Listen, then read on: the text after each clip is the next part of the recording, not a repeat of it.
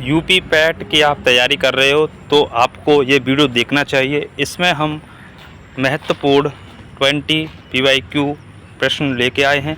देख लीजिए कि आपकी तैयारी कितनी है। तो पहला प्रश्न आपके सामने है। पहला प्रश्न कराने से पहले जो भी साथी भाई बहन देख रहे हैं वीडियो को, चैनल को सब्सक्राइब कर लीजिए। ऐसे ही आपके लिए हम वीडियो लाते रहेंगे। पहला प्रश्न है, पूछा गया है, भारत छोड़ो आंदोलन के समय इंग्लैंड के प्रधानमंत्री कौन थे? यह प्रश्न साफ लिखा हुआ है, यूपी पीईटी 2021 में पूछा हुआ है। ए ऑप्शन दिया गया क्लीमेंट एटली, बी विंस्टन चर्चिल, सी रामसे मैकडोनाल्ड और डी दिया गया है चैम्बरलेन। तो ध्यान रखना, भारत छोड़ो आंदोलन हुआ था 8 अगस्त 1942 को। गांधी जी ने ग्वालियर टैंक मैदान मुंबई से इसका आह्वान किया और गांधी जी ने वहां पर और भी नेताओं उनके साथ थे और ऑपरेशन जीरो के तहत गांधी जी को वहां रात में गिरफ्तार करके आगा खां पैलेस में बंद कर दिया गया था। तो उस समय प्रधानमंत्री इंग्लैंड का था वो option number B Winston Churchill. ठीक है, तो बी आंसर एकदम सही होगा। तो आप लोग ध्यान से सुने और एक्सप्लेन को अच्छे से समझें।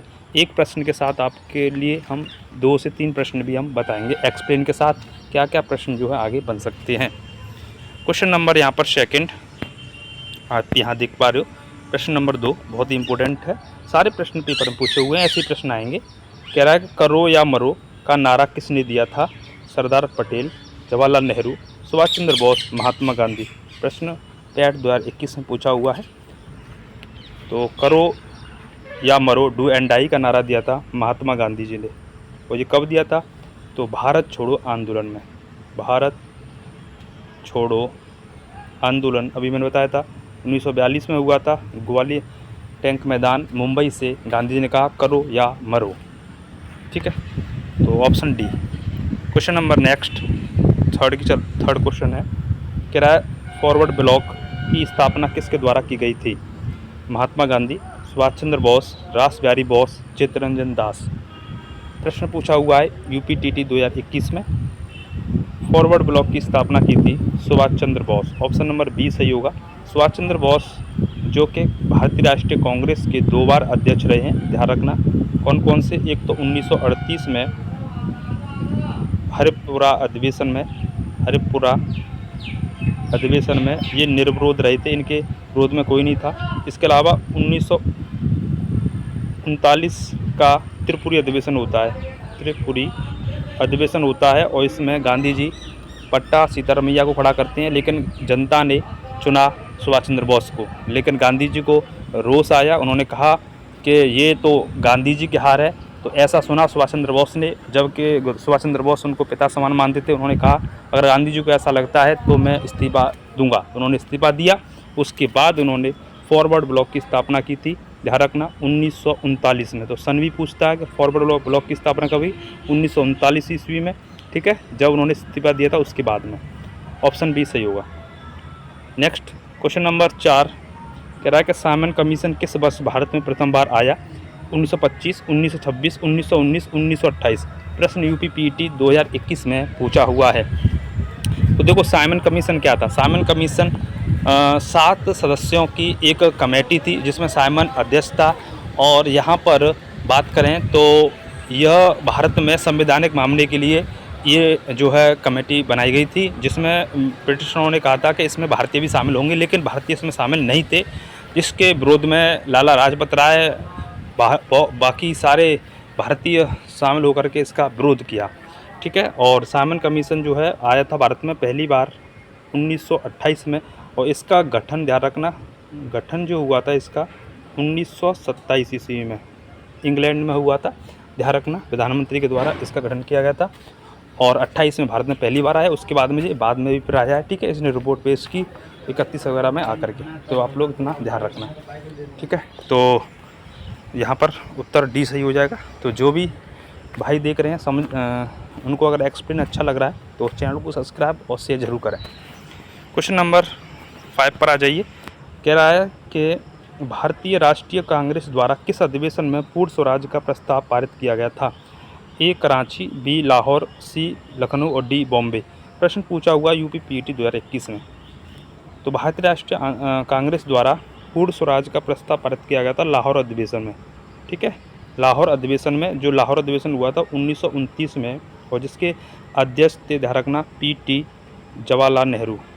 ठीक है, पीटी जवाहरलाल नेहरू ये अध्यक्ष थे। उन्होंने वहाँ पर पूर्ण प्रस्ताव पारित हुआ और इन्होंने कहा कि 26 जनवरी, पहली बार 26 जनवरी 1930 को स्वाधीनता दिवस मनाया। ठीक है, रावी नदी के तट पर, ठीक है, लाहौर में। चलिए, आप लोग ध्यान रखें। अगला प्रश्न नंबर 6, सभी जितने भी देख रहे हैं शेयर जरूर कर दें। यूपी पीईटी 2026 में की आप तैयारी कर रहे हो तो ये प्रश्न आपको मिल सकते हैं। अगर ये नहीं होंगे तो उनके ऑप्शन हटा करके आपको दे देंगे। ठीक है, और जो एक्सप्लेन करा रहे हैं उसमें से भी दे सकते हैं, तो इसीलिए आप लोग पूरा ध्यान से समझिए। क्वेश्चन नंबर 6, हर प्रश्न पेपर में पूछा हुआ है। कह रहा है कि गदर पार्टी की स्थापना किसने की थी? A option B D Savarkar, Lala Hardayal, Bhagat Singh, Chandrashekhar Azad. Ghadar party की स्थापना ध्यान रखना 1913 में, पहली बात तो सन ध्यान रखना, 1913 में लाला लाजपत राय और एक और थे इनके साथ सुहन सिंह भाकना, इन दोनों ने सैन फ्रांसिस्को अमेरिका में गदर पार्टी की स्थापना की थी। अगर दोनों ऑप्शन में हुए, ठीक है, तो यहाँ पर जो है भाकना जी को उत्तर आप सही मानना, और दोनों ही एक ही ऑप्शन में तो फिर दोनों उसको टिक करना। ठीक है, तो आप लोग ध्यान रखना। तो गदर पार्टी 1913। चलिए, नेक्स्ट क्वेश्चन नंबर 7, अगर आप लोग ऐसे ही बने रहे और चैनल को सब्सक्राइब करेंगे तो मैं ऐसे ही सभी सब्जेक्ट्स की आपके लिए PYQ बनाऊंगा बढ़िया तरीके से और क्या एक्सप्लेन कराऊंगा, जिससे कि आप लोग अच्छे से 2026 में अच्छा स्कोर कर पाएँ। एक 7 प्रश्न कह रहा है कि 1916 में हुए लखनऊ समझौते पर किन दो पक्षों के बीच हस्ताक्षर हुए थे? ए भारतीय राष्ट्रीय कांग्रेस और मुस्लिम लीग, बी अंग्रेज और महात्मा गांधी, सी गरमदल और नरमदल, और डी यहाँ पर ब्रिटिश सरकार और मुस्लिम लीग। प्रश्न पूछा हुआ है 2021 बैट में। तो ध्यान रखना, यहाँ पर उत्तर हो जाएगा ऑप्शन नंबर ए। 1916 में यहाँ पर भारतीय राष्ट्रीय कांग्रेस और मुस्लिम लीग के मध्य यहाँ पर समझौता होता है, और समझौता कराने वाले दो व्यक्ति थे, ध्यान रखना। इसमें बाल गंगाधर तिलक और एक और थे मुस्लिम नेता, उनका नाम था जिन्होंने पाकिस्तान की स्थापना की थी, मोहम्मद अली जिन्ना। ठीक है, इन दोनों लोगों ने यहाँ पर ध्यान रखना समझौता करने में अहम भूमिका निभाई थी। और इसके अलावा एक और भी ध्यान रखना, 1916 के लखनऊ समझौता में जो कांग्रेस का गरम और नरम दल था ये भी इकट्ठा हो गया था, ये भी आप लोग ध्यान रखना। चलिए, नेक्स्ट क्वेश्चन नंबर 8 कह रहा है कि सन 1915-16 में किसके नेतृत्व में दो होम रूल लीग की स्थापना हुई? एनी बेसेंट, लोकमान्य तिलक और लाला लाजपत राय, तिलक और विपिन चंद्र पाल, एनी बेसेंट और अरविंद घोष। ध्यान रखना, दो होम रूल लीग की स्थापना हुई थी एनी बेसेंट और तिलक के द्वारा। ठीक है, इनके द्वारा यहाँ पर हुई थी, आप लोग ध्यान रखना। एनी बेसेंट वही महिला हैं जो भारतीय राष्ट्रीय कांग्रेस की पहली महिला अध्यक्ष बनी थी 1917 में। ठीक है, कोलकाता अधिवेशन में, आप लोग ध्यान रखना, कोलकाता अधिवेशन में। चलिए, नेक्स्ट क्वेश्चन नंबर 9 कह रहा है कि बारदोली सत्याग्रह 1928 का नेतृत्व किसने किया था? महात्मा गांधी, सरदार वल्लभ भाई पटेल, मुरारी जी देसाई या डॉक्टर राजेंद्र प्रसाद। प्रश्न पूछा हुआ है पैट 2022 में। बारदोली सत्याग्रह जो हुआ था वो ध्यान रखना ये गुजरात में 1928 में, जिसका नेतृत्व किया था सरदार वल्लभ भाई पटेल, ऑप्शन नंबर बी। और यहीं पर महिलाओं ने सरदार वल्लभ भाई पटेल को, यानी वल्लभ भाई पटेल को सरदार की उपाधि दी थी, याद रखना, बारदोली की महिलाओं ने। तो ऑप्शन बी यहाँ पर एकदम सही होगा। क्वेश्चन नंबर 10 कह रहा है कि निम्नलिखित में से फ्रंटियर गांधी के नाम से किसे जाना जाता है? ए मौलाना अबुल कलाम आज़ाद, खान अब्दुल गफ्फर खान, शेख मोहम्मद अब्दुल्ला, जवाहरलाल नेहरू।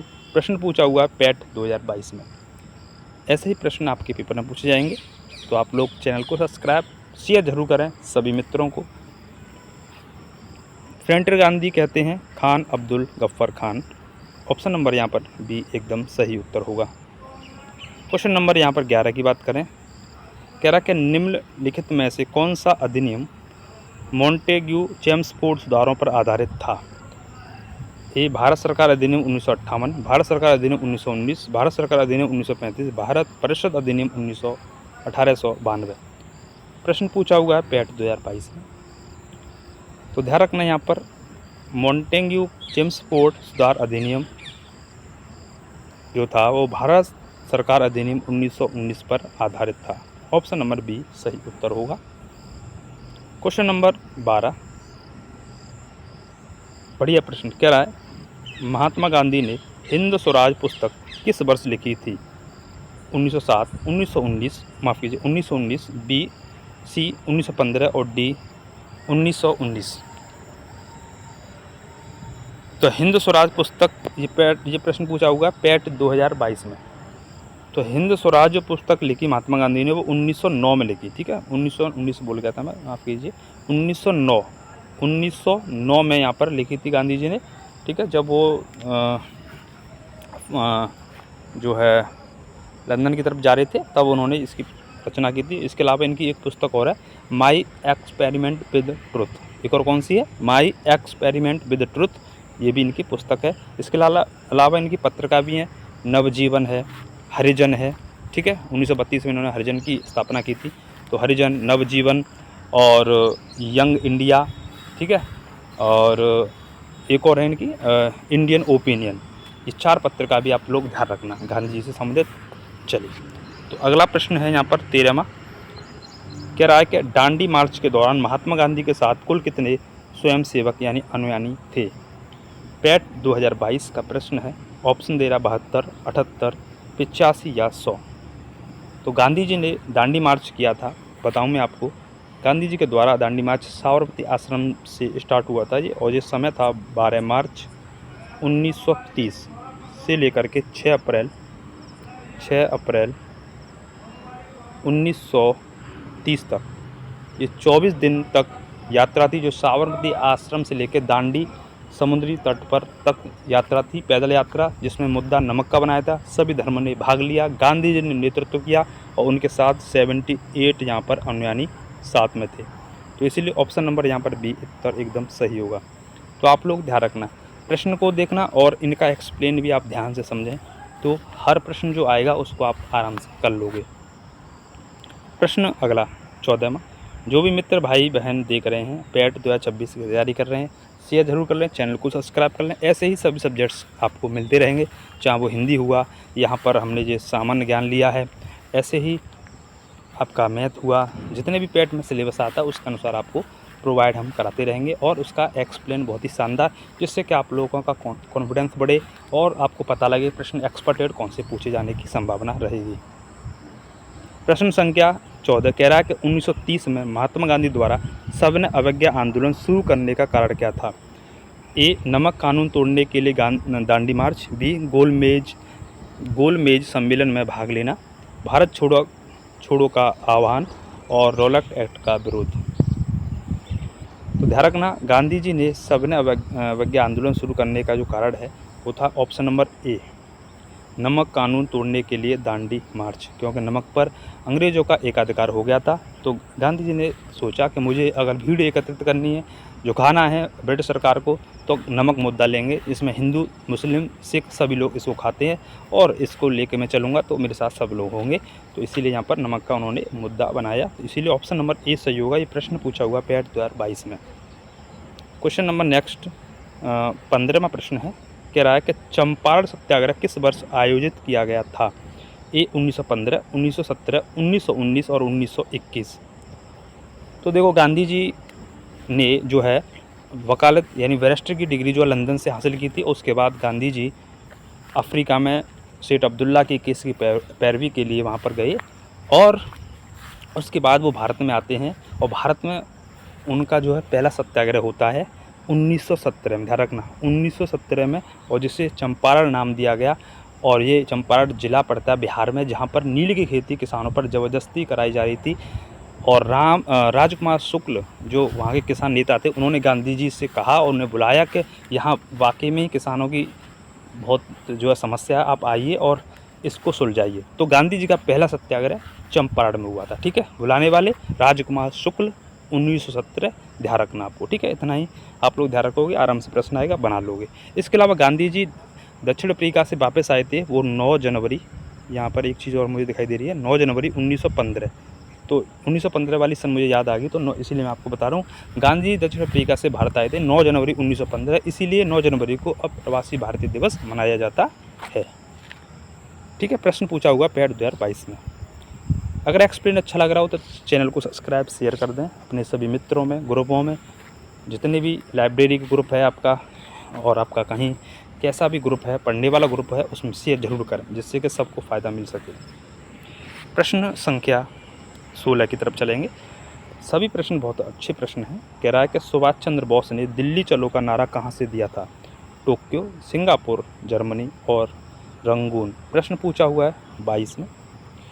तो सुभाष चंद्र बोस ने दिल्ली चलो का नारा दिया था। इन्होंने आज़ाद हिंद फौज की जब वहाँ पर रचना कर डाली तो सिंगापुर से इन्होंने नारा दिया दिल्ली चलो। ऑप्शन नंबर 20 सही उत्तर होगा।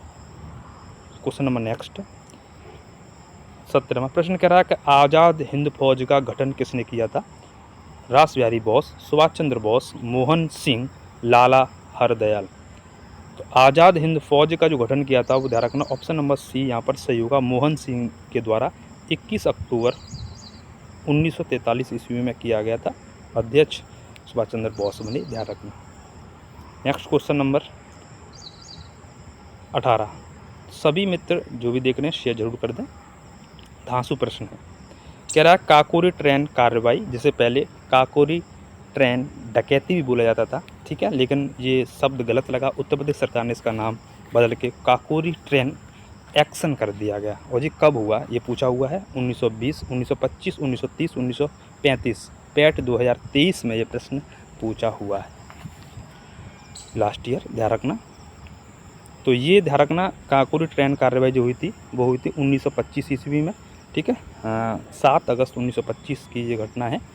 और यहाँ पर चंद्रशेखर आज़ाद, राम प्रसाद बिस्मिल, असफाल खां, रोशन नायडी ऐसे क्रांतिकारी थे जिन्होंने लखनऊ से पैसेंजर सीधे जा रही थी लखनऊ टू सहारनपुर, और उसमें ही काकोरी स्टेशन पड़ता है लखनऊ के पास ही। वहाँ पर ये काकोरी ट्रेन एक्शन किया था। वहाँ पर सरकारी खजाना था, उसको वहाँ पर लिया, क्योंकि सरकारी खजाना अपने सुविधा के लिए नहीं लिया था इन्होंने भारत की आज़ादी के लिए, भारत के पास लड़ने के लिए अंग्रेज़ों से कोई हथियार नहीं थे, इसीलिए उन्होंने ऐसा कार्य किया जिससे कि अंग्रेज़ों को सबक सिखाया जा सके। ठीक है, बाकी अपने स्वार्थ के लिए वहाँ पर ऐसा काम नहीं किया था इन्होंने। ठीक है, जिसमें राम प्रसाद बिस्मिल, असफाक खां, राजेंद्र नायडी और ये सभी 4 क्रांतिकारियों को वहाँ पर ये पकड़े गए, फांसी दे दी गई। एक अकेले बचे थे चंद्रशेखर आज़ाद, जो कभी अंग्रेज़ों के हाथ में नहीं आए। उनका नारा भी था, जब तक मैं जीवित रहूँगा तब तक मुझे अंग्रेजी सरकार पकड़ नहीं सकती है। तो ध्यान रखना, ऑप्शन नंबर 20 सही होगा इसमें। चलिए क्वेश्चन नंबर 19 कह रहा है कि महात्मा गांधी ने किस गोलमेज सम्मेलन में भाग लिया था? प्रथम, द्वितीय, तृतीय, तीनों में। पैट 23 में पूछा हुआ है। तो महात्मा गांधी जी ने भाग लिया था द्वितीय में। और भाग कब ये एग्री कब हुए थे? जब गांधी इरविन समझौता होता है 5 मार्च 1931 ईस्वी में गांधी और इरविन के मध्य समझौता होता है, जिसे गांधी इरविन समझौता कहते हैं। गांधी जी ने की बात कुछ इरविन ने मान ली, और इरविन ने कहा कि आप जो है गोलमेज सम्मेलन में भाग लेने के लिए आओगे। तो गांधी जी दूसरे ही गोलमेज सम्मेलन में भाग लेने के लिए लंदन गए, आप लोग ध्यान रखना। अगला प्रश्न है यहाँ पर 20वां। सभी मित्र शेयर कर दें, और पहली बार हो तो चैनल को सब्सक्राइब कर लें। कह रहा है कि स्वदेशी आंदोलन का औपचारिक शुभारंभ कहाँ से किया गया था? कलकत्ता के टाउन हॉल से, बॉम्बे से, सूरत से, ढाका से। 23 में पूछा हुआ है। तो स्वदेशी आंदोलन की शुरुआत हुई थी कलकत्ता के टाउन हॉल से, और ये हुई थी 7 अगस्त 1905 को, जब बंगाल का विभाजन की घोषणा हो चुकी थी 20 जुलाई 20 जुलाई 1905 को तो यहाँ पर स्वदेशी आंदोलन स्टार्ट किया यहाँ पर, और काफ़ी सारे क्रांतिकारी थे, उन्होंने इसकी शुरुआत कर डाली कलकत्ता के टाउन हॉल से। तो आप लोग इतना ध्यान रखना। तो ऐसे प्रश्न थे आज हम यही प्रश्न रखेंगे, 20 प्रश्न है ये। और आप लोगों को कैसा लगा एक्सप्लेन कमेंट करें। किसी प्रकार को आपको प्रश्न में आप लगता है आपत्ति, तो ये इसका आंसर होगा, आप लोग कमेंट करें। किसी और भी आप चाहते हो कि इस पर वीडियो बनाओ पेट से संबंधित किसी भी सब्जेक्ट्स पर, तो उस पर आपके लिए वीडियो आ जाएगी। बाकी इसका अगर PDF चाहते हो आप लोग, तो यहाँ 100 लाइक हो जाएंगे इस वीडियो पर, तो आपको जो है PDF अपने आप मिल जाएगा, ठीक है, डिस्क्रिप्शन बॉक्स में उपलब्ध करा दिया जाएगा। बाकी बने रहिए। Thank you. जय हिंद, जय भारत, वंदे मातरम, जय सीताराम।